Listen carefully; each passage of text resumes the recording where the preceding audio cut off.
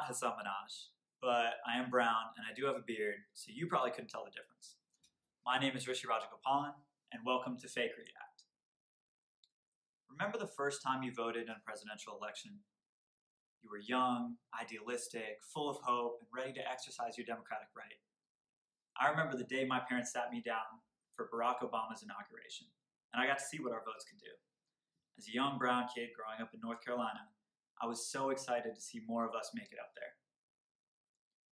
My first time voting was in 2016, and although I assumed our first presidential candidate speaking broken English would probably be a person of color, I did not expect that color to be orange. Now, voter fraud was a constant storyline Republicans were pushing around the election. You remember the tweets. Republicans used these claims to justify stricter voter ID laws, change the nature of voter registration, and close down polling places nationwide. The Republican Party was so convinced that this was altering the course of elections that the president created an express commission with the sole purpose of finding voter ID fraud. This commission is tasked with the sacred duty of upholding the integrity of the ballot box and the principle of one citizen, one vote. Every time voter fraud occurs, it cancels out the vote of a lawful citizen and undermines democracy. Can't let that happen. A lot of times it doesn't matter because in many places, like California, the same person votes many times. You probably heard about that. They always like to say, oh, that's a conspiracy theory. Not a conspiracy theory, folks. Millions and millions of people. We're taking this real seriously, folks. But after months of investigation, Trump's commission found absolutely zero hard evidence of voter fraud. But we got a little secret for you. We did something that Trump's commission couldn't do. We found some convincing evidence of major voter fraud in a critical election. Problem is, this points to some serious tomfoolery going on within the Republican Party. To understand this story, we got to come on down to the North Carolina-South Carolina border, where we really should be building that wall. This is District 9. Not that District 9. This one has fewer illegal aliens and fewer Charlotte Copleys. That's for all my pre-2010 Neil Blomkamp fans. If you paid money to go see Chappie, please close this video right now. Chappie, if you want to be in the gang, you have to be cool like Daddy. Look how Daddy walks. Look how cool he is. You need to keep a gangster. Somehow I find those accents more offensive than Apu. Anyways, the congressional seat in North Carolina's District 9 has been Republican-controlled since 1963. For reference, that's 2 years before the March on Selma. The last Democrat to hold this seat was named Hugh Quincy Alexander. And I think it's safe to assume he wasn't exactly fucking with Dr. King. And the thing is, this isn't actually a picture of Hugh Quincy Alexander. You just believe this was a picture of Hugh Quincy Alexander because why wouldn't someone named Hugh Quincy Alexander look exactly like this dude? This past November, that Republican stronghold was in jeopardy. And that's because the Republicans decided to run this human glee club of a man for office. Meet Mark Harris. You see, not only does Mark Harris look like he sings in a church choir, he actually leads one. That's because Mark Harris is a pastor in North Carolina. And when he's up there preaching, he loves to say stuff like this. God instructs all Christian wives to submit to their husbands. See, wives, please hear me this morning. The message is not from your husband to submit. The message is from the Lord. You're not to ever submit, ma'am, because your husband demands it, but you do it because the Lord ordained it. Now, ladies, you can rebel against that command. But just please understand, you're not rebelling against your husband when you do. You are rebelling against the Lord. In all of Scripture, only one title given to a man is head. The title given to a woman is helper.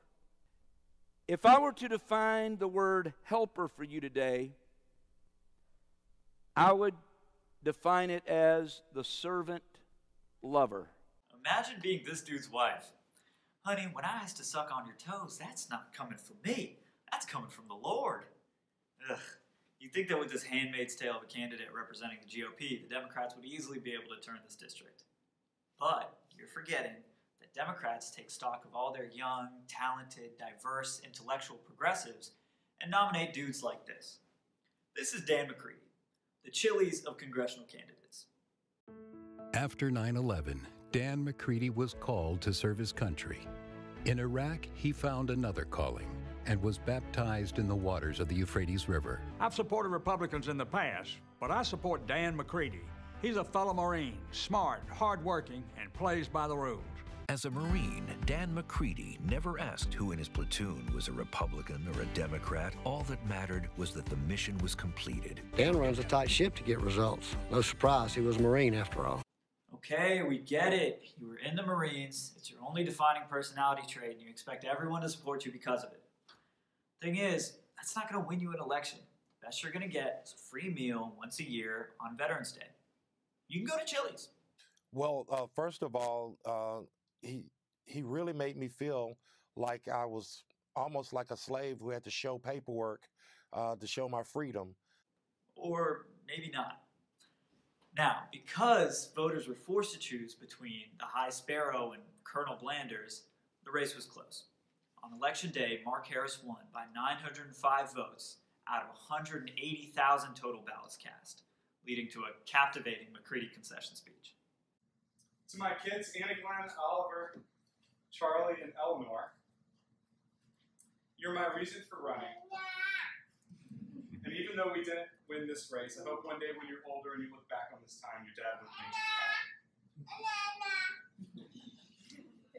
to the best campaign staff that North Carolina has ever seen, it's been my great privilege to work with you and to leave it all on the field with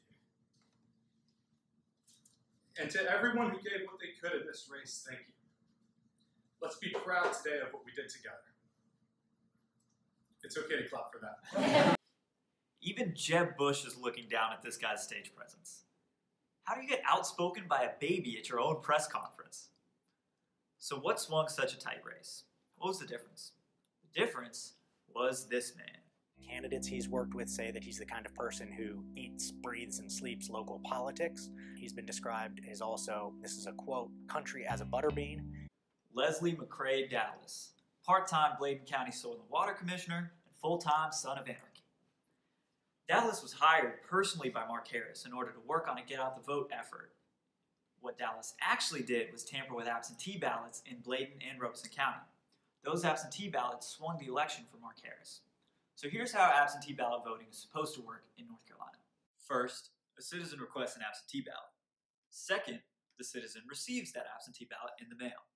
Third, the citizen fills out the absentee ballot with a family, friend, or coworker serving as a witness. Fourth, the citizen, a relative, or an election official returns that ballot to the County Board of Election in person or by mail. Easy, right? So this is how absentee ballot voting went down in Bladen and Robeson County. According to multiple sworn statements from voters, Dallas and his employees were knocking on doors, collecting unsealed and sometimes unfilled ballots from the people of District 9. Keep in mind, it is illegal to collect someone else's unsealed ballot and turn it in the state of North Carolina. So where do these ballots go? Well, Dallas and his merry band of felons did one of three things. If the ballot supported Mark Harris, it was turned in to be counted. If the ballot was blank, Dallas filled in Harris and turned it in. And if the ballot supported McCready, it was discarded. That's like if I ordered Girl Scout cookies to your house in your name, came and took them off your porch, and then threw them away because I don't like Thin Mints. Which is completely fair, by the way, because Thin Mints are the most overrated cookie in the Girl Scout catalog. It doesn't have enough mint or enough chocolate to be considered one of either taste, and it doesn't even fall on one side of the consistency spectrum. Is it a cookie? Is it a brownie? I don't know. It's the LaCroix of the dessert world. Anyways, the Board of Elections took another look at the results and noticed a strange pattern. That led to McCready withdrawing his concession. I didn't serve overseas in the Marine Corps just to come back home and watch politicians and career criminals attack our democracy. That's why today, I withdraw my concession to Mark Harris, who's remained completely silent. And I call on Mark Harris to tell us exactly what he knew and when he knew it. And substitute teacher McCready makes a good point. In Bladen County, the evidence corroborates the story, not my theory on Thin Mints, the illegal ballot tampering. You see, excluding Bladen County, 3.6% of total votes were absentee by mail ballots. But in Bladen County, that number was more than double that rate at 7.3%. And in Bladen County, Mark Harris won those absentee votes by 8%. That's especially strange because in the rest of the district, absentee ballots favored Dan McCready by 24%. For Harris to have pulled this off, he would have had to win every registered Republican, along with nearly every unaffiliated voter, and some registered Democrats. But if that isn't sketchy enough for you, let's look at Robeson County. See, in Robeson County, the evidence shows that the sons of Scamarchy were straight up throwing ballots in the garbage on Dallas's instruction. Dallas makes Green Party voters look like responsible citizens, and the data completely backs this up. In the rest of the district, about 75% of requested absentee ballots were turned in. In Robeson County, only 38% of absentee ballots were turned in, and that makes no sense. That's like getting up on your birthday, going to the DMV, taking a number, sitting in line, writing the test, and then going home without your license. Not like that's a personal story or anything. I love the DMV. So how exactly was Dallas getting away with this congressional finesse? Well, remember how you need a witness to certify your ballot before you send it in? Several voters coming forward to talk about a group of people showing up at doorsteps, offering to help fill out absentee ballots, and taking the ballots away with no idea what happened. And no, Emma Shipman doesn't even know who she voted for. No, but when you picked, when the names were picked, you want this guy or that guy, this gal or that guy, was that you picking them? Mm-mm. Mm-mm. So you don't know what happened with your vote nor your ballot? No. I don't know what happened. Itzy Allison also wasn't planning to vote until a woman showed up with an application. So you filled out an application for an absentee ballot? No. She filled it out. She said she was going to bring it back for me to sign, and I never saw her again. Allison, turns out, had the woman's number. She's the daughter of one of McCrae Dallas's ex-wives, Lisa Britt, who has signed 42 of the suspected ballots. Judd Legume from Popular Information obtained records of 162 Bladen County absentee ballots, and 130 of them were witnessed by a group of 8 people. 2 of these 8 witnesses share their last names with McCrae Dallas. Dallas himself signed, sealed, and delivered about 600 out of 684 total absentee ballots cast in Bladen County. Honestly, this is what shocks me the most. Leslie McCrae Dallas is hired, paid with campaign money, to commit some light election fraud. Voting in America is one of the most low-tech endeavors that we participate in today. The one thing you have to make sure of is not to leave a paper trail so you don't get caught. And my man left his last name all over these ballots. Rookie move, right? No. Dallas has been a terrible scammer for decades. In the 90s, he was running an auto sales business and was convicted of felony fraud for, get this, forging a life insurance policy on his dead employee who had died in a car crash. Dallas named himself the beneficiary and collected $163,000. Yes, you heard that right. Being a car salesman was not a grimy enough career path for this guy. He served about 6 months in 1995 for violating his parole. He's also racked up several misdemeanors for not paying his taxes and writing bad checks. A clearly rehabilitated Dallas was serving on the Bladen County Soil and Water Board in 2016 when he won his re-election bid. Ironically, he was concerned with how many write-in votes went against him and began publicly complaining. Here's where it gets good. Governor Pat McCrory of bathroom bill fame had just lost his re-election bid, and he latched onto Dallas's claims and kicked it up to a state election board hearing. The election board found no evidence of fraud in that election, but in questioning Dallas, overturned several evidentiary claims that Dallas had been paying people for absentee ballots, filling them out, and casting them in their names. Keep in mind, this was all in 2016, and Mark Harris still hired him onto his campaign in 2018. Let's start with the Washington Post story from last night that has reported that you personally hired McCrae Dallas to come work for your campaign. Did you do that? I did, and readily. It goes back to understanding the race of 2016. That's like hiring Count Olaf to babysit. The fuck did you expect to happen? But as funny as all of this can be, it's important to remember exactly what's happening here. Because this isn't about the 9th District in North Carolina or a single congressional seat. This is about people in power deciding whose voices count. So when McCrae Dallas and Mark Harris came together and decided to fuck with people's votes, they made a choice. They made a choice to silence and distort the voices of those who need to be heard the most. After these allegations of election fraud came out, there was widespread panic in the community. So naturally, a town hall meeting was held.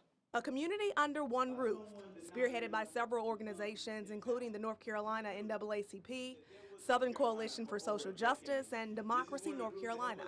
There was no reason for me to request an absentee ballot. I go to voting polls every year. Residents shared their personal experiences and concerns.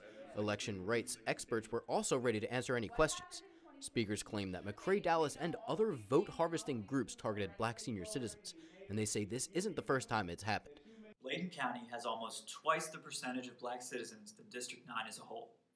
These are the voices who McCrae Dulles and Mark Harris worked to silence. Our black and brown brothers and sisters who have been silenced time and again throughout this nation's history. And this is no coincidence. Robeson and Bladen County have a history of suppressing votes. These counties were covered under Section 5 of the Voting Rights Act. That means that because they've been so discriminatory in the past, they would have to clear any changes in voting processes with the Department of Justice before they were implemented. But that all changed in 2013 when that section of the Voting Rights Act was repealed by the Supreme Court. Ever since that ruling, we've seen change after change after change. Polling places are closing, felons are disenfranchised, people are being purged from voter rolls, all legislation designed to keep Americans from voting, to keep black and brown people from voting. If Trump's proposal to revoke birthright citizenship went through, I wouldn't be able to vote, and I grew up in Durham. What's happening in North Carolina isn't any different than what's happening in Georgia, or Florida, or Ohio. The only difference here is that McCrae Dulles and Mark Harris weren't savvy enough to silence voices through legislation. They tried to do it themselves. So when that Trump commission came back with nothing, and all the liberals patted each other on the back and went home, they shouldn't have. Voter fraud is all around us. But it's not coming from citizens. It's not coming from illegal aliens. It's coming from politicians and parties. And until we can hold those people responsible and truly democratize our election process, your vote is just as secure as the people of Bladen counties. I'm Rishi Rajagopalan. This has been Fakeriot Act. Happy New Year and good night.